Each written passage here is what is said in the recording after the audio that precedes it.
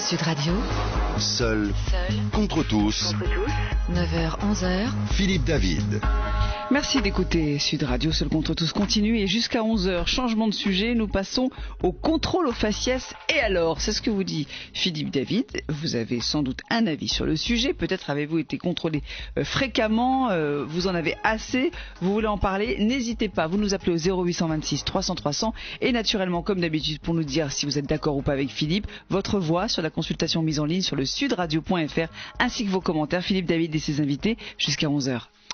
Alors que le Conseil constitutionnel doit se prononcer aujourd'hui sur les contrôles d'identité, le défenseur des droits, Jacques Toubon, a publié vendredi une enquête qui confirme que cette pratique policière vise surtout des jeunes hommes issus des minorités visibles, accréditant l'idée de contrôle aux faciès. Et seul contre tous ce matin de 10h à 11h, sur Sud Radio, je vais dire contrôle aux faciès, et alors qu'en novembre 2015, la Cour de cassation a condamné pour la première fois l'État pour des contrôles discriminatoires, le Conseil constitutionnel s'apprête à trancher deux questions prioritaires de constitutionnalité. Vous savez, Sophie, les fameuses QPC, les contrôles d'identité, l'entrée et le séjour des étrangers. Selon les requérants soutenus à l'audience du 17 janvier devant le Conseil par une flopée d'associations, la combinaison de ces deux loi sur le contrôle et sur les étrangers, conduit en pratique à des contrôles aux faciès. Et je le dis, je le répète, seul contre tous, contrôle aux faciès. Et alors, d'après le travail mené par le défenseur des droits début 2016 auprès d'un échantillon représentatif de plus de 5000 personnes, ce qui était une première à l'échelon national, 80% des personnes correspondant au profil de, je cite, jeune homme perçu comme noir ou arabe, déclarent avoir été contrôlés dans les 5 dernières années, contre 16% pour le reste des enquêtés. Ces profils ont donc, je cite toujours, mais là c'est mathématique, 20 fois plus de probabilité d'être contrôlés.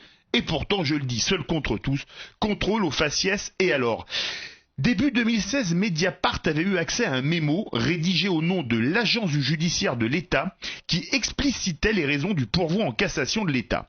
Dans son article, le site d'information se contrôlait sur les conditions dans lesquelles avaient été contrôlés 5 des plaignants à qui la cour d'appel avait donné raison. En gros, se justifie l'État, si les policiers ont contrôlé des Noirs et des Arabes, c'est parce qu'ils étaient chargés de trouver des étrangers en situation irrégulière.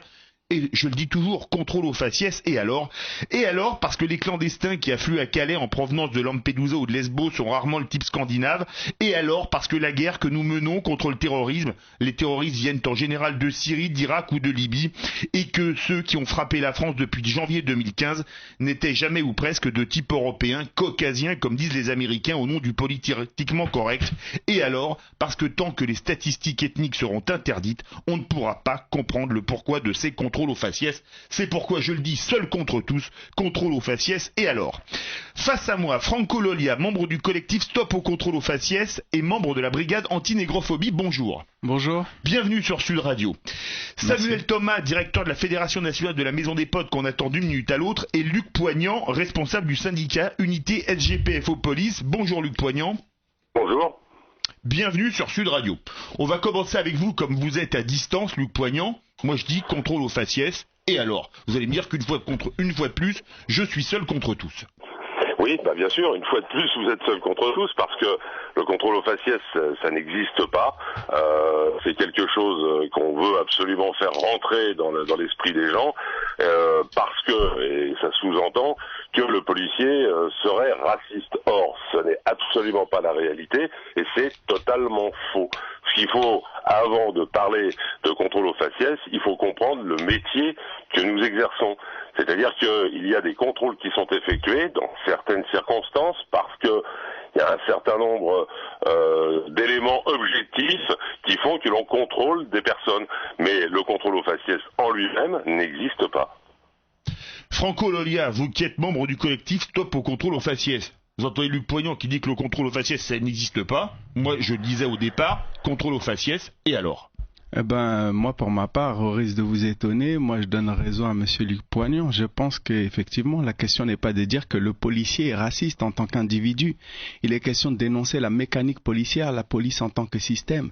Et là, ça, je veux dire que même si ça échappe à Monsieur Poignant, et même si, je veux dire, il n'a pas la volonté d'être raciste en intégrant la mécanique policière, eh ben, de fait, il participe à un système qui discrimine et la police n'échappe pas à cela. Et c'est ça qu'on dénonce. C'est pas l'individu en tant que tel qui peut avoir de très bonnes intentions, mais l'enfer aussi est pavé de bonnes intentions. Et le contrôle aux faciès fait partie des bonnes intentions de cette police. Mais les contrôles aux faciès, c'est si fréquent que ça, Franco Lolia ? Oui, c'est très fréquent. En plus, il est à remarquer, bon, c'est des sujets dont on a du mal à parler parce qu'on aime bien enfermer, la question des luttes, la question de la lutte pour l'égalité dans une question de classe. Or, il y a aussi la question de race. C'est-à-dire, il est marrant de constater, alors c'est peut-être une coïncidence, que les figures qui sont contrôlées au faciès, c'est révélé par le défenseur des droits, ceux qui ont 20 fois plus de chances d'être contrôlés, ce sont des noirs ou des personnes perçues comme noires ou arabes. Donc, c'est marrant de constater que ce sont les anciennes figures coloniales, et quand je dis anciennes, c'est un doux euphémisme parce qu'il y a différentes formes de colonisation et on pense que le contrôle aux faciès participe quand même à asseoir une certaine vision du monde qui favorise les uns et discrimine les autres, voire les humilie. Donc voilà. Samuel Thomas, bonjour. Bonjour. Vous connaissez bien ce studio, on peut dire que vous avez pratiquement votre rang de serviette, vous êtes directeur de la Fédération nationale de la Maison des Potes. Moi, quand je dis contrôle aux faciès, et alors ? Je parie que vous n'êtes pas d'accord avec moi. Bah oui. Qui peut accepter de se faire contrôler simplement parce qu'il n'est pas de la couleur appréciée par les policiers ? Personne. Imaginez simplement que vous deveniez noir demain matin et que vous soyez sans cesse interpellé par la police parce que vous n'avez pas la bonne couleur de peau. Pourtant, vous avez toujours la même activité professionnelle, vous êtes journaliste, vous êtes toujours aussi honnête. Merci. Et donc, vous ne pourrez pas supporter d'être ainsi apostrophé dans la station de RER Les Halles par exemple, et de voir à côté que celui qui est blanc, lui ne se fait pas interpeller, et les policiers, quand on leur demande pourquoi est-ce que vous m'avez interrogé moi et pas un autre, ils vont même pas vous donner d'explication, ils vont pas vous dire écoutez, vous ressemblez au portrait robot de la personne qui est recherchée. À la rigueur, si un policier était physionomiste et qui ferait un contrôle aux faciès pour chercher des individus en particulier qu'il est capable de reconnaître, genre 1m48, 150 kg. 1m48, 150 kg, au niveau des proportions, il ne doit pas être en très bonne forme. Hein. Mais donc, à ce moment-là, vous lui dites, alors, vous cherchez quelqu'un d'1m48, je fais 1m90, comment ça se fait ? Donc le policier il sera bien obligé de se justifier. D'ailleurs, vous savez que un contrôle de police, normalement, dans la loi, ne peut pas être fait sans une raison particulière. On doit chercher quelqu'un en particulier ou une catégorie de délinquants en particulier, et donc un policier qui n'est pas capable de vous donner une explication, c'est qu'il n'est pas en train de faire correctement son travail. Alors, je vais quand même poser une question, parce que, tiens, Luc Poignant, vous qui êtes responsable du syndicat Unité SGPF aux polices, aujourd'hui, je suis pratiquement plus contrôlé par les policiers, plus jamais. Quand j'étais jeune, que j'avais un blouson, etc., les cheveux un peu longs, j'étais plus fréquemment contrôlé. Est-ce que c'est pas finalement logique de faire des contrôles ? Parce qu'on a plus de risques d'être délinquant en étant jeune qu'en étant un peu plus âgé, théoriquement. Ou d'avoir un pétard sur soi, par exemple. Enfin, un pétard, je veux dire du cannabis, hein, pardon. Oui, j'avais corrigé. Mais non. Ça peut être mal interprété, hein. Oui. Mais non, l'exemple de 1m40 et 150 kg, c'est stigmatisé parce que quand on a une fiche de recherche, et il y en a pratiquement tous les quarts d'heure, lorsque vous avez un appel général, on vous dit on recherche un individu entre 1m60 et 1m75, habillé d'un jean, avec un t-shirt nord-africain. Évidemment, on va interpeller beaucoup de personnes qui correspondent à ce critère. Lorsque l'on vous dit, autre part, on cherche un blond blanc en costume cravate, évidemment, on va interpeller toutes ces personnes. Mais il n'y a pas la volonté de mes collègues de faire le distinguo entre quelqu'un qui soit blanc, qui soit typé ou qui soit noir. C'est totalement faux, c'est complètement aberrant. C'est vouloir entretenir un fossé qui existe entre une partie très infime de la population et la police. Et c'est pas absolument pas comme ça que l'on arrivera à combler ce fossé. Si nous interpellons, c'est tout simplement parce qu'il y a des éléments objectifs. Et pour reprendre ce que disait l'interlocuteur d'avant, effectivement, l'article 78.2 du Code pénal précise les raisons, enfin les modalités d'interpellation. C'est quelqu'un qui a commis ou qui va commettre une infraction, prévenir un trouble à l'ordre public ou sur réquisition d'un procureur. Or, les fiches de recherche, c'est sur réquisition d'un procureur. Donc je vois pas où est le problème en termes de légalité. Franco Lolia, l'exemple que je prenais, et Luc Poignant, on revient dessus, quand j'étais jeune, j'étais beaucoup plus contrôlé qu'aujourd'hui. C'est quand même plus logique parce qu'il y a plus de risques de délinquance chez les jeunes que chez les quinquas, les sexas et les octogénaires.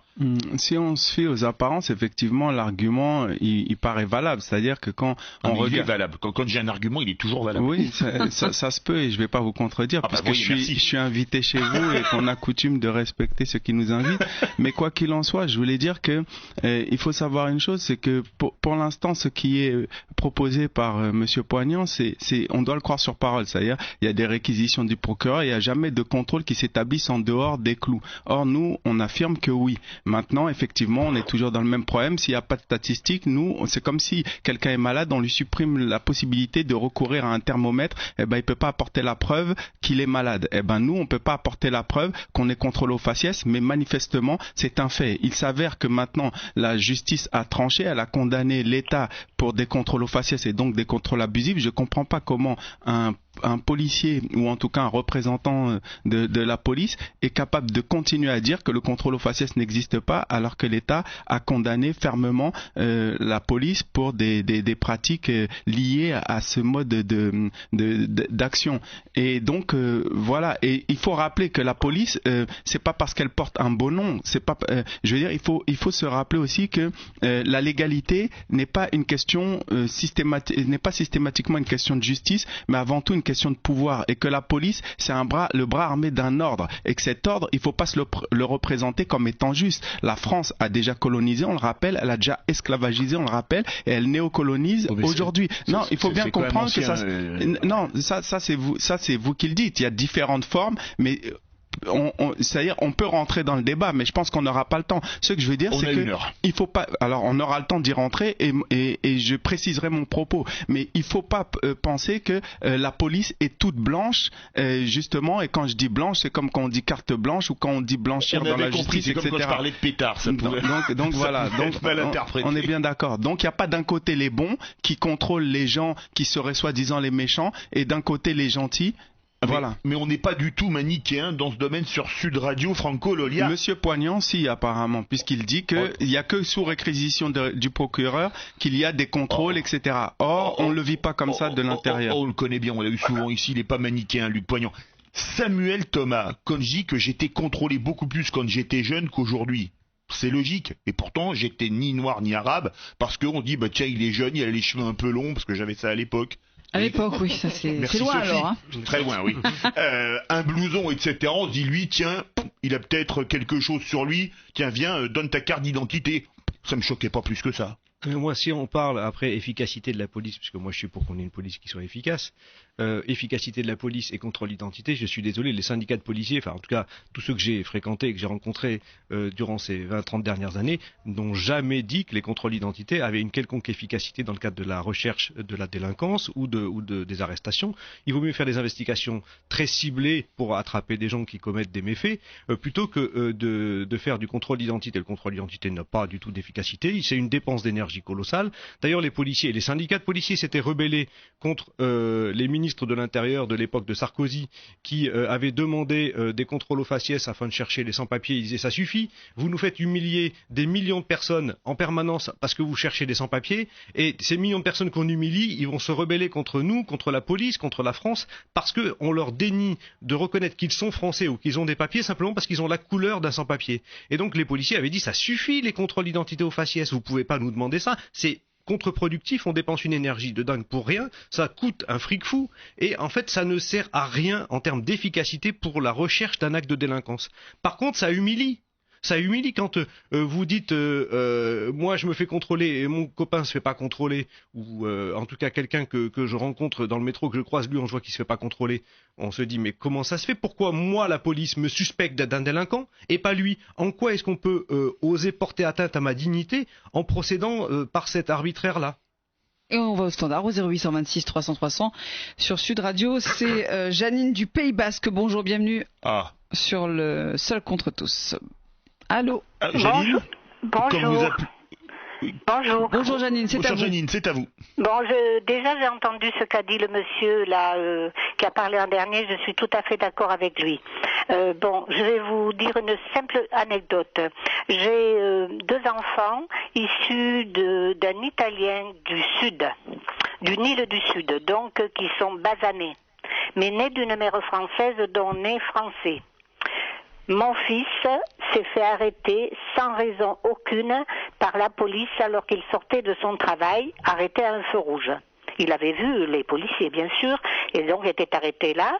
Les 2 policiers s'approchent de lui demandent sa carte d'identité. Mon fils sort son blouson où est marqué l'administration où il travaille sur la poche, et les policiers lui ont dit là, « Ah, mais vous travaillez là ?» Mon fils a dit oui, juste là, un peu plus loin. Eh bien, alors vous pouvez partir. Et ça a humilié mon fils, mais encore plus à moi et à son père qui est décédé maintenant. Parce que son père a été... Ça fait longtemps quand même que son père, puisque je me suis mariée en 67, vous voyez, son père était encore plus basané que mes enfants. Je vous dis pas le nombre de contrôles qu'il a eu à une époque où, bon, on en parlait beaucoup moins que maintenant. En 67, on parlait pas de tout ça. Oui, c'est sûr. Combien de fois il s'est fait contrôler parce qu'il avait le teint basané, ça le mettait hors de lui. Hors de lui. Voilà, et Janine, je vais vous poser une question. Vous appelez du Pays Basque. Votre fils, il était contrôlé où? Au Pays Basque, ou à Paris, ou à Lyon, ou ailleurs? Non, malheureusement, il était contrôlé dans une petite ville. Du Pays Basque? Non, oui. Pas plus que ça. D'accord, ok. Eh bien, écoutez, merci beaucoup, Janine, de votre témoignage. Samuel Thomas voulait réagir. Je fais réagir tout le monde, d'ailleurs. Vous avez entendu Janine qui vous appelait du Pays Basque. Oui, merci pour votre témoignage. Moi, j'entends que donc c'est quelqu'un qui est d'origine italienne qui se fait contrôler. Et je relisais récemment... du sud de l'Italie, exactement. Ouais, je relisais récemment qu'entre 1932 et 1936... en quelques années, la France a procédé à l'expulsion manu militari, c'est-à-dire avec les forces de l'armée, de 700 000 étrangers italiens, polonais, belges, parce qu'à l'époque, on théorisait que la présence des Italiens, des Polonais et des Belges était un danger pour l'économie française et aggravait le taux de chômage des Français. Bien sûr, le taux de chômage n'a pas baissé parce qu'on a expulsé plusieurs centaines de milliers d'Italiens, de Belges et de Polonais. L'extrême droite qui avait obtenu la loi de 1932 qui disait qu'il fallait limiter la présence des étrangers en France, ça n'a pas empêché d'arriver au pouvoir quelques années après, malgré ce fiasco d'une politique d'expulsion des étrangers. Et les contrôles d'identité au faciès qui se faisaient à l'époque se faisaient sur des Italiens, des Belges et des Polonais. Donc le contrôle d'identité au faciès, c'est pas spécifique. Reconnaître un Belge d'un Français, un Italien du Nord d'un Français et un Polonais, la langue, certains Polonais ou Français. Oui, c'est l'accent, c'est cas-là, oui. Voilà, donc c'était en tout cas c'est sur des politiques de police extrêmement agressives contre les étrangers qui ont été menés à l'époque. Et donc, je veux dire qu'aujourd'hui, l'étranger qui est stigmatisé, ça va être celui qui est considéré comme venant du Maghreb ou d'Afrique noire, etc. J'ai entendu le policier tout à l'heure qui a dit quelque chose qui est assez symptomatique de ce qui se fait dans la police de manière illégale. C'est-à-dire qu'il dit, on a reçu l'ordre d'aller arrêter quelqu'un 1m60, 1m80, type nord-africain. Le caractéristique type nord-africain est interdite au sein de la police. Moi, j'ai participé à des réunions de travail avec Bauer et autres. Alain Bauer et autres. Quand il y avait eu donc un problème sur la fabrication de fichage ethnique au sein de la police, et on avait combattu l'idée qu'on puisse avoir des caractéristiques qui soient ethniques dans la police, et le fait qu'il continue d'y avoir ce genre de consignes type nord-africain. Qu'est-ce que ça veut dire type nord-africain? Ça veut dire type italien du Sud? Ça veut dire type espagnol du Sud? Ça veut dire quoi, type nord-africain? Sinon, de stigmatiser une communauté et non pas une caractéristique physique mais la caractéristique d'une communauté. Et c'est bien là que se pose le problème d'ailleurs aujourd'hui. C'est-à-dire qu'on continue d'avoir dans la police des pratiques qui sont racistes. Ça veut dire de dire cherchez-moi un Africain, cherchez-moi un Noir, cherchez-moi un Nord-Africain, et qui va engendrer... Parfois, comme dit Luc Poignant, cherchez-moi un blond aux yeux bleus qui est soupçonné d'autre chose. Blond aux yeux bleus, c'est pas une caractéristique ethnique. Si. Ah non, quelqu'un qui a des cheveux noirs crépus ou quelqu'un qui est chauve, c'est une caractéristique ethnique, mais quelqu'un qui dit qu'il est de type africain ou de type nord-africain, c'est pas une caractéristique physique, c'est bien une caractéristique ethnique. Allez, jusqu'à 11h, nous parlons des contrôles aux faciès. Et alors, vous dit Philippe David, vous nous dites ce que vous en pensez, vous nous appelez au 0826 300 300. Tous vos témoignages sont importants et sont essentiels aussi. Sudradio.fr pour commenter et laisser aussi votre voix à Philippe ou pas. À vous de jouer, on vous attend. Sud Radio, Seul contre tous. 9h, 11h. Philippe David. Contrôle aux faciès. Et alors, c'est ce que vous dit Philippe David. Ce matin, nous en parlons avec Philippe, bien sûr, ses invités et contradicteurs. Et vous aussi, si vous voulez vous exprimer sur le sujet, 0826 300 300, sudradio.fr. Comment ça se passe, Clémence? J'imagine qu'il y a du commentaire et qu'il y a aussi un petit... la consultation, ça bouge pas mal. Hein. Ah ouais, est-il seul ou pas, notre ami Philippe? Là, il est loin d'être seul puisque 95% sont d'accord avec lui pour dire contrôle aux faciès. Et alors, avec beaucoup de commentaires, en effet, je vais reprendre un tweet de Seedorf JR, qui est noir, je le précise, pour la lecture du tweet. Seedorf, c'était un très grand joueur de football néerlandais qui était noir d'ailleurs, qui était originaire du Suriname de mémoire. Ah, mais lui aussi, joueur de foot. Touche football, de Philippe. Lui aussi, joueur de foot, donc tu vois, vous voyez, pardon. Contrôler 2 fois, il dit. Contrôler 2 fois dans la même journée à 10 minutes d'intervalle. Le contrôle aux faciès, on en reparle. Et puis on a des commentaires notamment de Général de Gaulle, un de nos auditeurs préférés, qui dit « Afin d'éviter toute polémique stupide et malsaine sur le soupçon de contrôle aux faciès, il suffit d'encadrer les contrôles par des statistiques ethniques. Exemple, si les individus blancs, blonds, aux yeux bleus, etc. représentent 30% des immigrés en situation irrégulière, on pourrait faire des contrôles pour l'immigration clandestine d'individus répondant à ce faciès et ne pouvant dépasser ces 30%. Et on pourrait faire comme ça pour chaque catégorie. Idem pour les contrôles liés au terrorisme, par exemple. » Ça, c'est une vraie question. On va en parler certainement des statistiques ethniques. Franco Lolia, vous êtes membre du collectif Stop au contrôle aux faciès et membre de la brigade anti-négrophobie. Vous avez entendu Janine qui appelait tout à l'heure, qui avait 2 fils avec un père italien du Sud. Qu'est-ce que vous voulez lui répondre? Lui répondre pas grand-chose. Elle a constaté, ça lui a fait de la peine, ça l'a humiliée, donc elle vit ce que nous vivons massivement. C'est-à-dire que son fils, apparemment, si j'ai bien compris, a l'apparence basanée et donc doit ressembler plus à un Nord-Africain. Donc à partir de là, il en subit toutes les conséquences liées aux préjugés. Moi, ce que je voulais dire au-delà de cela, c'est que j'ai rien contre Monsieur Poignant, que je ne connais pas, mais j'aimerais quand même mettre en garde les auditeurs parce qu'il y a des éléments de langage qui sont toujours repris par la police qui donne l'impression de crédibiliser un certain discours et de discréditer un autre. C'est par exemple, on se base sur des éléments objectifs. C'est qui donne ces éléments objectifs? Jusqu'à preuve du contraire, l'État lui-même a un parti pris. Il n'est pas objectif. Donc, il ne faut pas se laisser aveugler par ce genre d'éléments. Et je revenais sur votre propos disant qu'étant plus jeune, vous vous faisiez contrôler parce que vous aviez les cheveux longs, etc. C'est un point de vue. C'est-à-dire, vous, de votre... Ah non, c'était pas un point de vue, j'étais contrôlé. Non, mais vous n'avez pas compris où je vais en venir. Si vous me laissez finir ma phrase, il n'y aura pas de malentendu. Quand je dis c'est un point de vue, c'est vous qui percevez que vous étiez souvent contrôlé, etc. Mais est-ce que vous avez un élément de comparaison par rapport à quelqu'un qui a une couleur différente de la vôtre, par exemple un noir au même âge que vous aviez à la même époque, etc. C'est-à-dire votre ressenti, c'est votre ressenti de l'intérieur en tant qu'homme blanc, etc. Mais vous n'avez pas d'élément de comparaison par rapport à d'autres personnes qui étaient stigmatisées comme étrangers, etc. Donc nous ne disons pas que, et par exemple j'ai vu un article du Parisien ou d'autres qui ne dit pas que des blancs ne sont pas contrôlés, mais qui dit que des noirs ou des arabes ont 20 fois plus de chances d'être contrôlés. Donc d'être contrôlés. Donc on est bien d'accord. Donc d'être contrôlés que qui? Que cette norme blanche. Et c'est de ça qu'il est question. On ne peut pas nier les faits et c'est vrai qu'il y a une volonté constamment de ramener ça à ce passé où des étrangers italiens, belges, etc. Ce que je comprends. Mais il est clair qu'on ne peut pas dissocier la logique des contrôles aux faciès et cette mécanique raciste qui n'avoue pas son nom de la logique coloniale française, même si on pense qu'elle n'existe plus. Parce que je peux vous le dire, à l'heure actuelle, la France-Afrique survit toujours. Donc voilà ce que j'ai à vous dire. Alors la France-Afrique, c'est un autre sujet. Luc Poignant, vous qui êtes responsable du syndicat Unité SGP Police. Janine, elle dit, moi je dis et alors, je veux bien assumer qu'il y ait des contrôles aux faciès. Vous voyez, je suis vraiment seul contre tous. Vous dites ça n'existe pas et Janine, elle dit le contraire. Vous voulez répondre quoi à Janine du Pays Basque, Luc Poignant? C'est très simple. Hein. Elle prend un exemple, effectivement, comme le disait tout à l'heure l'interlocuteur. Elle prend un exemple qui remonte à près de 40 ans. Il y a 40 ans, on était encore dans les queues de comète de la guerre d'Algérie. Il y a un certain nombre d'événements historiques qui ont fait que, effectivement, il y avait peut-être des contrôles plus ciblés que d'autres. Mais encore une fois, pour des raisons de sécurité qui tiennent à l'histoire même du pays. Aujourd'hui, on n'en est absolument plus là.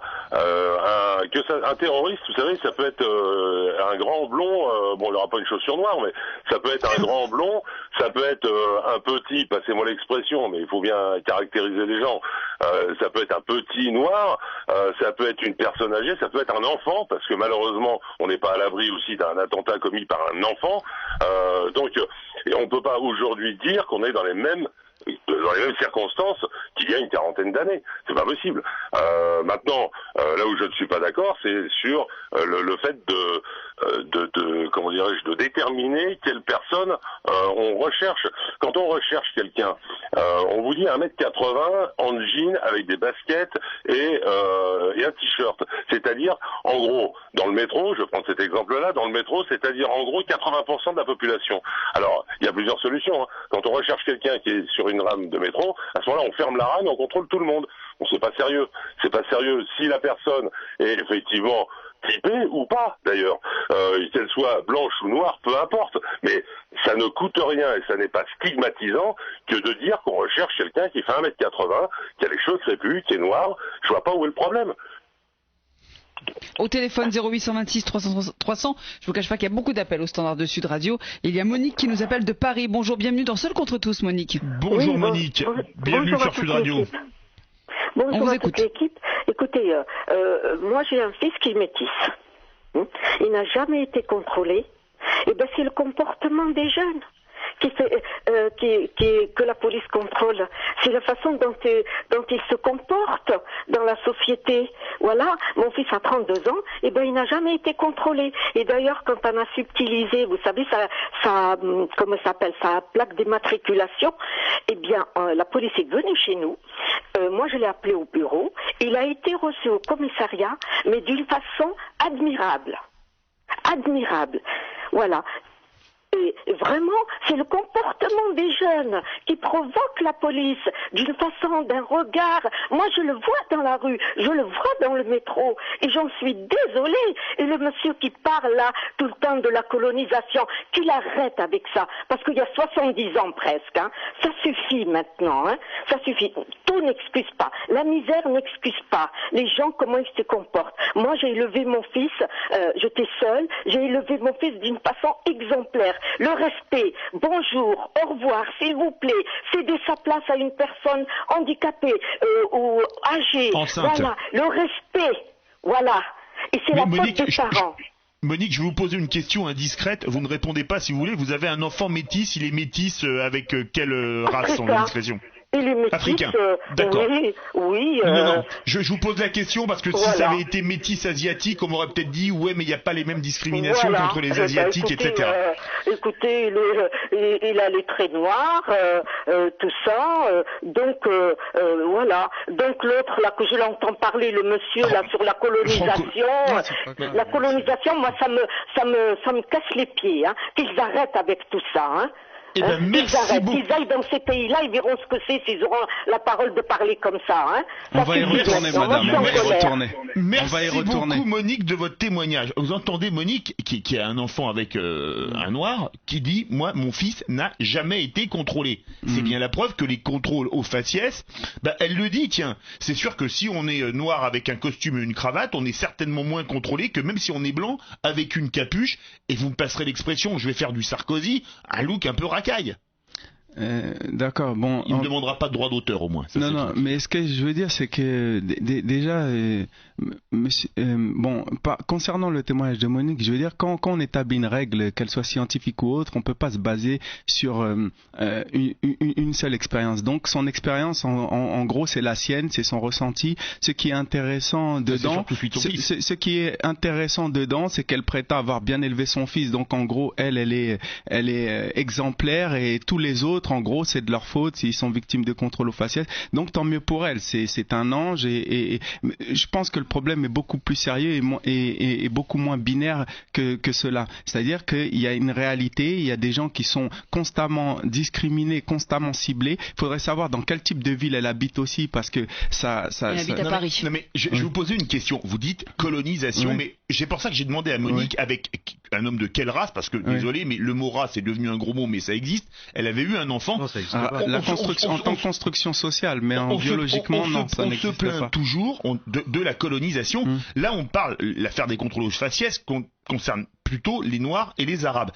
Les Asiatiques, ils ont été colonisés parce que l'Indochine française, ça existait, et eux, ils sont pas, d'après ça, victimes de contrôle, et on les entend jamais se plaindre de la colonisation. Pourtant, croyez-moi, la colonisation de l'Indochine a été beaucoup plus violente que pas mal de colonisations en Afrique. Pourquoi est-ce qu'on les entend pas? Ça, c'est une affirmation qui n'est pas été de preuve. Le Tonkin à la fin du 19e siècle, elles ont été très violentes. Très bien. Mais ce que je veux dire, ça, c'est là où il faudrait... Vous savez que, par exemple, au Cameroun, il y a eu une guerre d'indépendance qui a duré plus d'une dizaine d'années et qu'on n'en parle jamais, et que la France a brûlé des Noirs au napalm.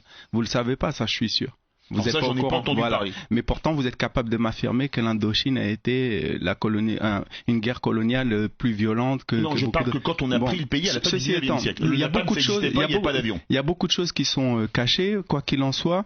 Ce que je veux vous dire, c'est qu'il faut que les gens comprennent qu'on a beau vouloir nier une problématique telle que la colonisation, il reste des conséquences. C'est-à-dire, toute chose que l'on pose, vous avez une maladie, si vous en réchappez, il restera des séquelles. Et je veux dire que la colonisation a posé des marqueurs importants et qui se traduisent à l'heure aujourd'hui par des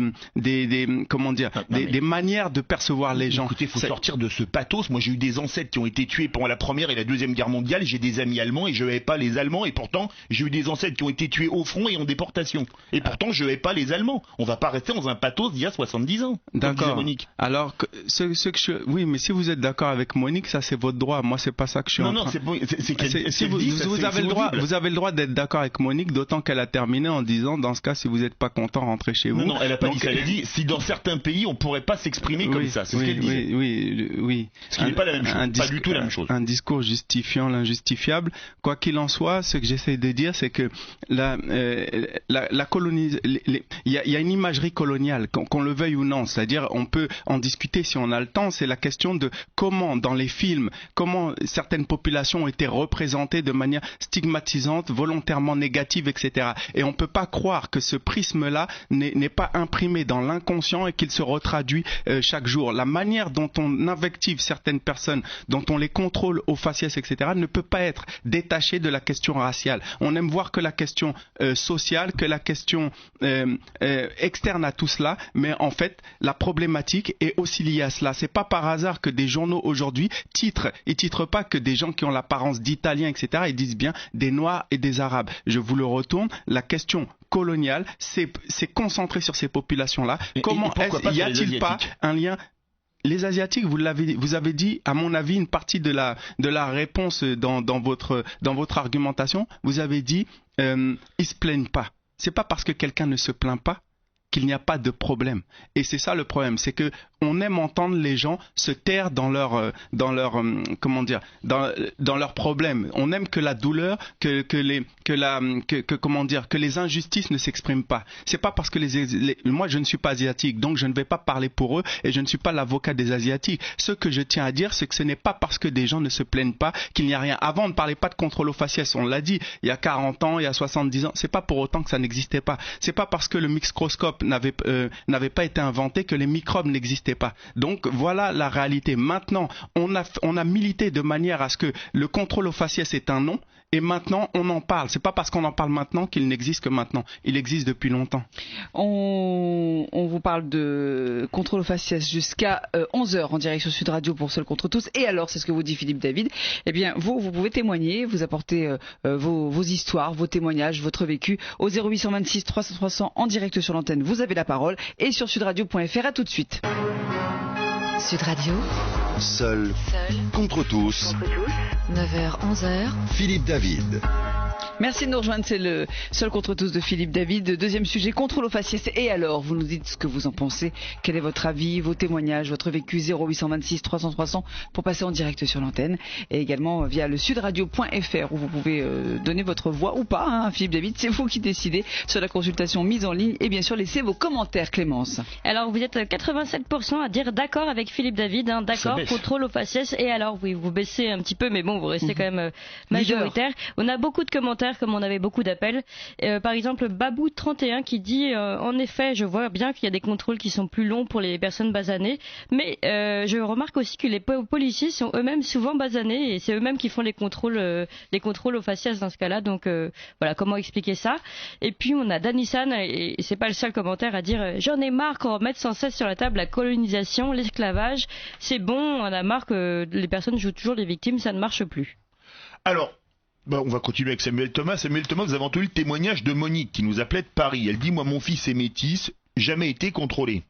Mais c'est sûr que s'il est en costume cravate, on est moins contrôlé qu'un jeune blanc qui est avec une capuche et avec, je refais du Sarkozy, un look un peu racaille. Non, mais c'est surtout que quand on veut éviter les contrôles d'identité, c'est vrai quand on en a marre de se faire contrôler, on sait qu'il ne faut pas aller à la station Léal, qu'il faut pas faire les sorties de matchs de foot, qu'il faut pas aller à certains endroits, c'est pour l'hooliganisme aussi. On finit par finalement avoir une vie qui échappe au contrôle de police parce que on sait à quel endroit il y a tout le temps des contrôles de police et on sait à quel endroit il faut pas aller pour ne pas en être victime. Donc bien sûr que quand on est dans l'univers du 16e arrondissement, reconnaissez que dans les stades, c'est bien pour lutter contre le hooliganisme. Non mais en quoi un contrôle d'identité est bien pour lutter contre quelque chose? Parce que les hooligans ils sont fichés. Oui mais non mais vous savez quand les policiers font le contrôle aux environs des stades, ils sont pas avec la fiche de ceux qui sont fichés. Le principe de montrer que la police est là pas pour vous protéger, mais pour vous contrôler, ça n'est pas quelque chose qui va donner un sentiment de sécurité. Je veux dire, moi, je suis désolé, quelqu'un qui voit qu'il y a des contrôles d'identité, il n'a pas le sentiment qu'il est en sécurité.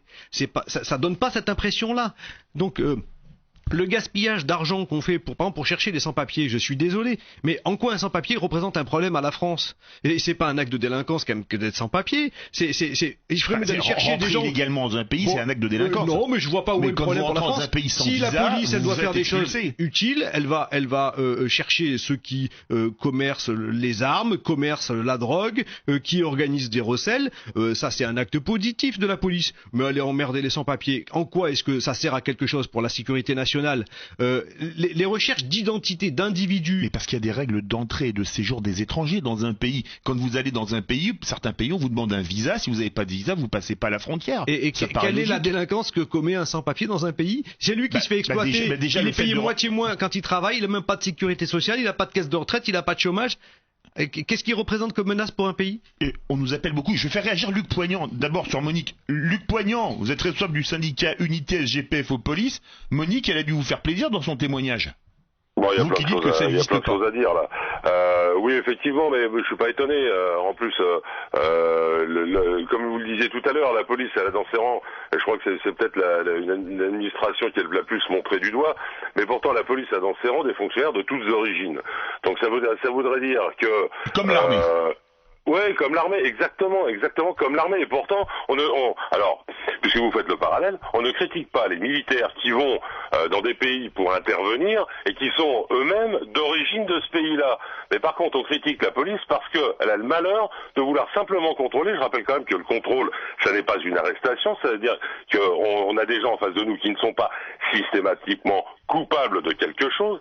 On contrôle simplement la possibilité, la légalité, pour reprendre l'exemple de tout à l'heure, la légalité, par exemple, sur le territoire français, ou si jamais ils sont détenteurs d'une arme quelconque, etc.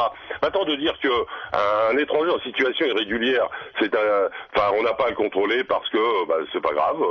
Alors c'est comme la ceinture de sécurité. Je vois pas pourquoi on contrôle la ceinture de sécurité parce qu'après tout, c'est une infraction mineure, donc on peut laisser passer. Non, on est dans un pays démocratique. Il y a des règles. Ces règles doivent être appliquées, et quelles que soient les règles. Maintenant, si les règles ne plaisent pas, à ce moment-là, c'est aux pouvoirs publics de changer ces règles. Mais pour le moment, il y a des règles, on doit les appliquer. Enfin, c'est d'une évidence, hurlante. Maintenant, effectivement, il y a des endroits où on est beaucoup plus contrôlé que d'autres, parce que la carte de la délinquance, parce que la carte de la criminalité est ainsi établie. Il est évident que vous serez beaucoup plus contrôlé, comme le disait à la Courneuve qu'à Paris 16e. Vous serez beaucoup plus contrôlé dans la station Châtelet que dans une toute petite station perdue dans Paris où il se passe jamais rien. Mais ça, c'est une évidence absolue. On ne peut pas dire que mes collègues travaillent d'une manière qui n'est pas légale, d'une manière qui n'est pas démocratique, à partir du moment où ça dérange quelqu'un. Il est évident que le contrôle d'identité, c'est une rétention à un moment donné, c'est une privation de liberté pendant quelques minutes. Évidemment que ça dérange. Luc Poignant, on nous appelle beaucoup au 0826 300 300. Oui, si on va avoir le temps de passer tout le monde, il y a Baya qui est au 0826 300 300. Baya de Paris 17e. Bonjour, bienvenue sur Sud Radio. Bonjour Baya. Bonjour. Bienvenue sur Sud Radio. On vous écoute. Bonjour madame. Voilà, je voulais témoigner, je vous écoute depuis tout à l'heure, c'est très intéressant. Merci.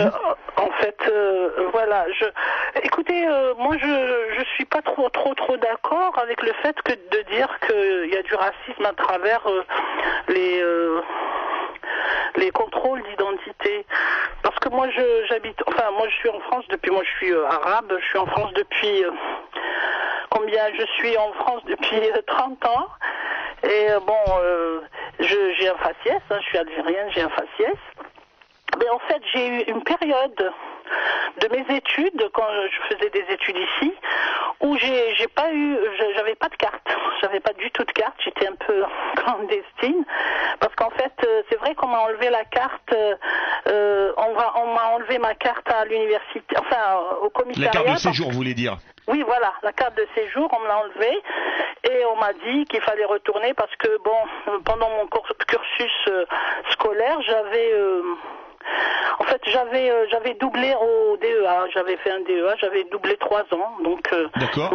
Ils m'ont dit c'est pas possible, donc ils ont pris il nous reste un peu plus de 5 minutes, c'est pour ça que comme je veux faire réagir nos invités, vous êtes d'origine maghrébine et vous n'êtes pas... Je vais vous dire, c'est pour vous dire que pendant 5 ans, on m'a pas contrôlé, j'ai jamais été contrôlé, que j'ai jamais eu de problème avec la police, que j'ai pu après reprendre mon doctorat, j'ai fait un doctorat et j'ai pu reprendre mes études facilement après 5 années où j'ai même pas pu aller chez moi. Donc, moi je trouve que c'est vraiment, il faut pas trop dire raciste, etc. C'est pas vrai. Moi j'étais en France, peut-être parce que je suis une femme, mais moi j'ai toujours vu la police contrôler dans des banlieues où il y a des problèmes, où il y a des... mais c'est normal. Comme le disait Luc Poignant, on contrôle plus, vous êtes de Paris 17e, on contrôle plus à La Courneuve ou à Cergy-Pontoise qu'à Paris 17e ou à Paris 15e. Ça, je ne sais pas, ça, je peux pas dire parce que je vis pas à Saint-Denis ou un truc comme ça, mais là, moi, j'ai vu qu'ils contrôlaient des jeunes qui étaient quand même, qui se comportaient très mal. C'est normal. Dans tout pays, même notre pays, chez nous, on n'aime pas qu'un étranger vienne faire de la... Par contre, ce dont je suis pas d'accord, avec l'histoire je suis d'accord, c'est le fait qu'il y a certaines personnes, pas tous, pas la France entière, il y a quelques gens qui sont encore, c'est vrai, sous l'influence du fait que nous avons été décolonisés, etc. Si vous voulez, ce schéma existe encore dans certaines têtes, pas chez tout le monde en tout cas. En tout cas, moi j'ai enseigné ici en France. Baya, il nous reste, je veux faire réagir mes 3 invités à vos propos et il nous reste même pas 5 minutes. Je vous remercie beaucoup, Baya de Paris 17e. Franco Lolia, vous entendez Baya qui est algérienne, elle dit j'ai jamais été contrôlée. Est-ce que c'est parce que c'est une femme? Disons que, en tout cas, quand on fait état des contrôles aux faciès, on met pas les femmes en première ligne. Il est évident il y a plus de délinquants hommes que femmes aussi. Ça, c'est une manière de voir. C'est-à-dire que je suis sexiste. Non, c'est pas le problème. C'est-à-dire on a même 1 heure, c'est pas assez long pour traiter un tel sujet. Mais je vais vous donner un exemple. Si on met un filet de pêche dans la mer parce que le corail est complètement abîmé au fond de la mer et qu'on met un filet de pêche qui retient que les requins, quand on va soulever, il y aura débarquer des requins, on sera tenté de dire, finalement, c'est les requins qui sont responsables de la destruction des coraux. Si maintenant on resserre les filets et qu'on les resserre et que ça prend autre chose que des requins, on verra du thon, des écrevisses, etc. Maintenant, on se posera la question de savoir qui est responsable de la destruction des coraux entre les requins, les écrevisses, etc. Il est évident que on cherche ce que l'on veut trouver. Si on n'arrête que des Noirs et des Arabes, il est évident qu'on trouvera des délinquants uniquement chez les Noirs et les Arabes. Si on se met à arrêter aussi des Blancs, peut-être qu'on verra que la délinquance est autrement problématique. Donc le fait est qu'on recherche ce que l'on veut trouver. Je tiens à dire à la dame qui est intervenue que nous n'avons jamais dit que les contrôles d'identité étaient racistes. Ce sont les contrôles aux faciès qui sont racistes. Et nous ne remettons pas en cause le contrôle d'identité. C'est effectivement le contrôle d'identité qui est cautionné par qui engendre la discrimination, c'est celui que nous remettons en cause. Et je terminerai juste avec le fait que la personne qui a dit que la police contient des gens de différentes origines, etc. Donc ça c'est un fait incontestable. Simplement, la feuille de route des policiers, ce sont pas les différentes personnes de différentes nationalités qui l'a choisi. C'est toujours les intérêts de l'État français qui priment. Donc je ne cherche pas à dire qu'ils sont bons ou mauvais. Je dis qu'il faut étudier ces intérêts et que on est en train de dire que c'est normal de contrôler à la Courneuve, etc. Mais il faut savoir que même ces territoires-là, qui sont considérés comme des territoires difficiles, on ne peut pas les comprendre sans étudier la question de la colonisation et la manière dont ces populations extrêmement visées par l'inégalité sont arrivées dans ces territoires-là. Donc il ne faut pas confondre les causes et les conséquences. Et la délinquance est souvent une conséquence et non pas une cause. Il nous reste moins de 2 minutes. Alors comme je vais vous faire réagir, vous, Samuel Thomas et Luc Poignant. Samuel Thomas, vous entendez Baya. Elle dit, je suis d'origine maghrébine, il y a un moment j'ai eu des problèmes de papier, j'ai jamais été contrôlé. Les femmes sont certainement moins contrôlées que les hommes. Oui, parce qu'elles sont moins délinquantes. Non, pas parce qu'elles sont moins délinquantes, mais en général si. Mais parce que c'est vrai qu'en plus de ça,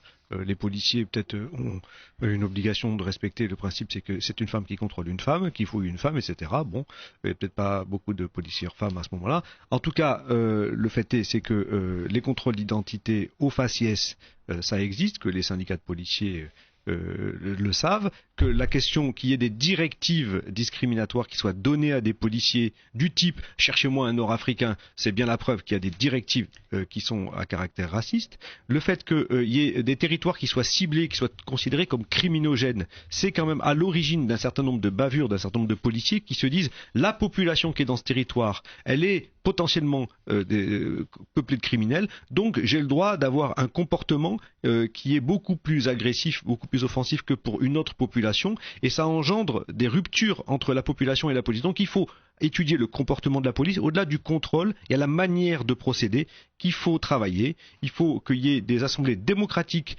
à l'échelle des commissariats où la population peut avoir un dialogue avec la police sur ces méthodes d'interpellation. Luc Poignant, très court, une trentaine de secondes. Vous avez entendu Baya qui dit qu'elle n'a jamais été contrôlée. Vous contrôlez moins les femmes ?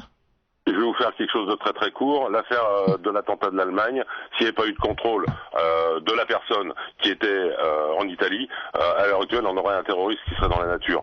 Vous savez, entraver les contrôles, c'est entraver insupportablement le travail de mes collègues. Et donc fragiliser la sécurité sur le territoire.